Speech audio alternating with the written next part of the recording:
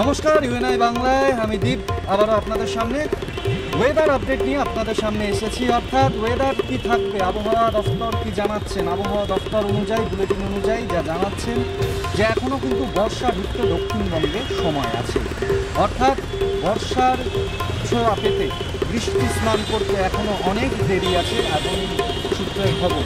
তবে উত্তরবঙ্গে কিন্তু বর্ষার প্রাক বর্ষার ইতিমধ্যে ছোঁয়া পাওয়া গেছে এবং উত্তরবঙ্গের বিভিন্ন জায়গায় বিক্ষিপ্তভাবে বৃষ্টি হচ্ছে। আবহাওয়া দপ্তর সূত্রে খবর যে আজ থেকে কিছু জায়গায় দক্ষিণবঙ্গের যা ওয়েদার আপডেট, সেখানে দক্ষিণের যে সকল জেলাগুলি রয়েছে সেখানে কিন্তু বিক্ষিপ্তভাবে বৃষ্টির সম্ভাবনা রয়েছে এবং কিছু জায়গায় মেঘলা আকাশ থাকার কারণে কিন্তু শুষ্ক জলবায়ু একটা ছোঁয়া থাকবে। অর্থাৎ একটা উষ্ণ একটা ওয়েদার থাকবে, অর্থাৎ গরমের পরিমাণটাও কিন্তু ভালো পরিমাণেই থাকবে। তবে দক্ষিণবঙ্গের কিছু জায়গায়, দক্ষিণের যে সকল জেলাগুলি রয়েছে সেখানে কিন্তু বিক্ষিপ্তভাবে বৃষ্টিপাতের সম্ভাবনা রয়েছে। তবে বর্ষা কবে ঢুকতে পারে, আবহাওয়া দপ্তর সূত্রে খবর, অফিস সূত্রে খবর যে বর্ষা ঢুকতে কিন্তু এখন অনেক দেরি। প্রায় 13 তারিখের পর থেকে বর্ষার প্রভাব পড়তে পারে দক্ষিণবঙ্গে। তবে উত্তরবঙ্গে প্রাক বর্ষার প্রভাব কিন্তু ইতিমধ্যে চালু হয়েছে।